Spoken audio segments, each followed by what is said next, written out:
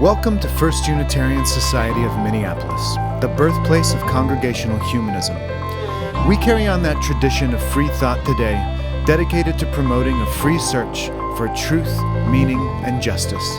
Our web address is firstunitarian.org. Thank you for joining us.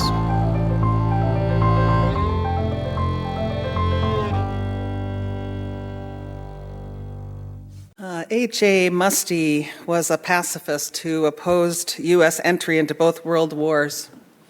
He had a long history of activism and leadership in labor causes, in civil rights and war resistance, and was a strong proponent of nonviolent direct action. Musty died in 1967. The story is often told that a reporter encountering Musty outside of the White House asked him, "Do you really think you're going to change the policies of this country by standing out here alone at night with a candle?" And Musty replied softly, "Oh, I don't do this to change the country. I do this so the country won't change me." To be honest, if this were an encounter I was involved in, I have to admit that I'd likely play the reporter role. I am inclined too often to wonder how good our efforts are, what difference we can make when we are standing, as it were, in front of the fortresses of power. I want there to be something more obviously and immediately successful to do. I want to be able to measure the outcomes of my effort and to be able to see that I accomplished something. And it is this affliction that I am trying to address today. In preparing for today, I felt like I was grasping at straws for hope, looking for openings, little bits of light, any kind of wisdom that might help me, and potentially you, in trying to find a way through this time, or to put it into some structure of meaning. Try to figure out how to create a framework around this craziness that makes any sense, and it's not an easy thing to do. And multiple bits of songs and poems and writings from various sages came to me, and so I share these things with you. First, it was the old Frank Sinatra song, "High Hopes," that kept going through my head. Some of you probably are familiar with it. So anytime you're feeling low, instead of letting go, just remember that ant. Oops, there goes another rubber tree. Yeah, I can remember actually seeing an animated version in my childhood. It might have been on Captain Kangaroo or something, with an image of this little ant just trying to push over this huge rubber tree. I don't really know why the ant wanted to push over the rubber tree, but the message was that the impossible happens if we believe and keep trying. That was the message. Potential, success, and quantifiable achievements are really great motivators and inspirations. At least they are for me. But what if success is not the point? What if there's another goal entirely? What if thinking that success is even possible, which in this case would perhaps be a society of justice and freedom and compassion for all the time, everywhere, all the time, all places, always, justice and freedom and compassion. If that was the goal, what if that is a fool's errand? Where would that leave us? The lack of any or all of those things, justice, freedom, compassion, really is just suffering by another name. Suffering is the human condition, which is a reality wisely embraced by Buddhism and also well expressed by Ursula Le Guin in The Dispossessed, an Ambiguous Utopia. There she puts it this way, speaking of suffering: it exists. It's real. I can't pretend that it doesn't exist or will ever cease to exist. Suffering is the condition on which we live, and when it comes, you know it. You know it as the truth. Of course, it's right to curse diseases, to prevent hunger and injustice, as the social organism does. But no society can change the nature of existence. We can't prevent suffering. This pain and that pain, yes, but not pain. A society can only relieve social suffering, unnecessary suffering. The rest remains. Suffering will not go away, and we cannot fix it all. We are mortal, our lives are impermanent, which reminds me of Audre Lorde's poem, A Litany for Survival. It's actually in our Gray songbook. There she claims that we were never meant to survive, that we were never meant to have an existence free of hard times and struggle. She writes, "And when the sun rises, we're afraid it might not remain. And when the sun sets, we're afraid it might not rise in the morning.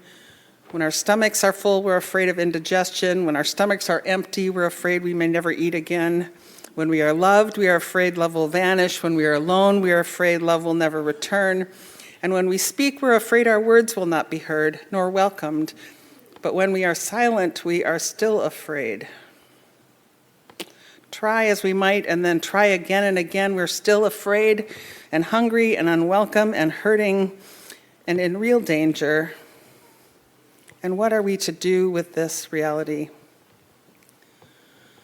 Another song came to mind, this one from the civil rights era, Pete Seeger's "Keep Your Eyes on the Prize." Keep your eye on the prize. The chorus repeats, "Keep your eye on the prize, hold on." Keep your eye on the prize, hold on. Hold on, hold on. Keep your eye on the prize, hold on. Keep focused on the goal. Keep hoping, keep holding on. That's that message, that what we need to do in the presence of pain and suffering is to hold on and to don't give up and to never give in.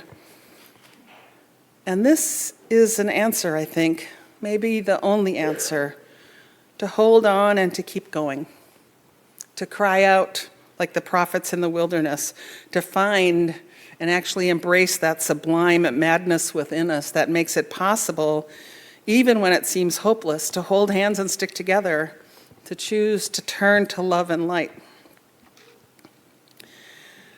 Did you know that Leonard Cohen spent 5 years in a Zen monastery? There he wrote much of his Book of Longing, which is a collection of poems and drawings that talk about challenges to the human spirit. In there he writes, "In such periods, the most intimate and inward of human labors, that supreme instrument for magnifying the light between us and lighting up the world, is an act of supreme resistance. Love is an act of courage and resistance.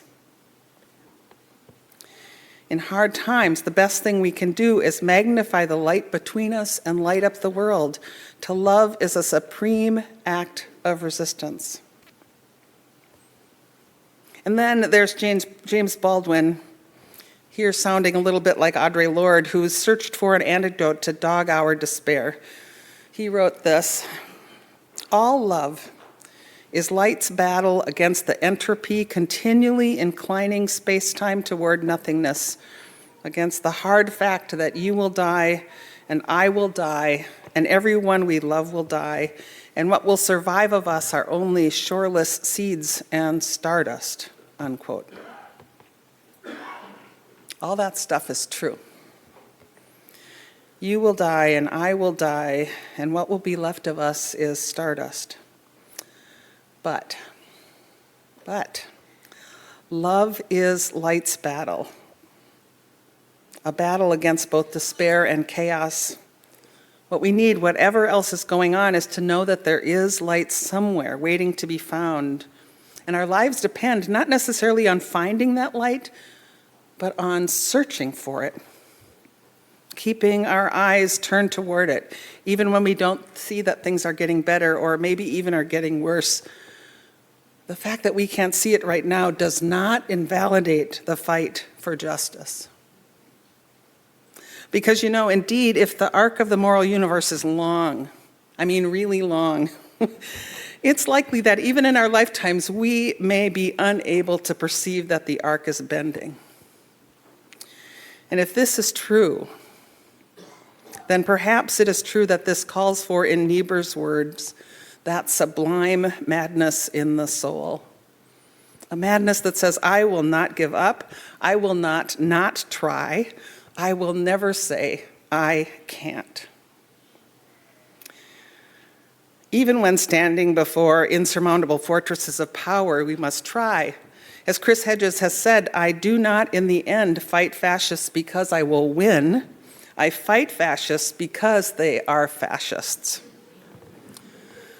And so I repeat some of his words that Shelley shared earlier because they're so important. Hedges said, we may feel in the face of ruthless corporate destruction of our nature, our nation, our culture, and our ecosystem, powerless and weak, but we are not. We have a power that terrifies the corporate state. Any act of rebellion, no matter how few people show up or how heavily it's censured, chips away at corporate power. Any act of rebellion keeps alive the embers for larger movements that will follow us. It sustains another narrative. It will, as the state consumes itself, attract wider and wider numbers. Perhaps this will not happen in our lifetimes, but if we persist, we will keep this possibility alive. If we do not, it will die. Unquote. And so Audre Lorde ended her poem about survival with these words, knowing that we're going to die. So it is better to speak, remembering we were never meant to survive. It's better to speak, it's better to act, it's better to show up, even when we're afraid and hopeless. Because in showing up, in speaking, and keeping on, and keeping our eyes on that prize, we never know when we are the ones providing the light for someone else who just can't find it. That novel that Ursula Le Guin wrote, in there the idealistic physicist Shevik speaks publicly to an enormous crowd of his fellow anti-authoritarian socialists who've taken to the streets in furious desperation in the face of growing inequity and corruption. And Shevik says, it is our suffering that brings us together. We know that there is no help for us but from one another, that no hand will save us if we do not reach out our hand. And the hand that you reach out as empty as mine is, all you have is what you are and what you give, unquote. So let us not measure our actions only if they succeed, but rather find our strength in our persistence and our moral courage. If at first we don't succeed, the only answer really is to try again and to keep trying, to keep fighting, to keep holding out our candles in the darkness, to keep loving, not because we will succeed in building the perfect world, but because what matters are the choices we make to struggle against the forces of evil and to hold out that light and love to each other. To choose otherwise is to fall into despair. To choose otherwise is to give up on life itself. I'd like to close with some excerpts from the statement that Renee Good's wife shared with NPR on Friday. After talking about their choice to move to Minnesota and all the hope and love they found here, she said this. Renee lived by an overarching belief. There is kindness in the world, and we need to do everything we can to find it where it resides and to nurture it where it needs to grow. We are here to love each other, care for each other, and keep each other safe and whole. And we can honor her memory by living her values, rejecting hate and choosing compassion, turning away from fear and pursuing peace, refusing division and knowing we must come together to build a world where we all come home safe to the people we love. So, if here at First Unitarian, if at first we don't succeed, we persist in choosing compassion, pursuing peace, and coming together in love. May it always be so.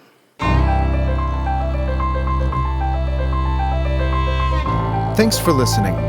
You can find much more about humanism and what's happening at First Unitarian Society of Minneapolis by visiting our website at firstunitarian.org.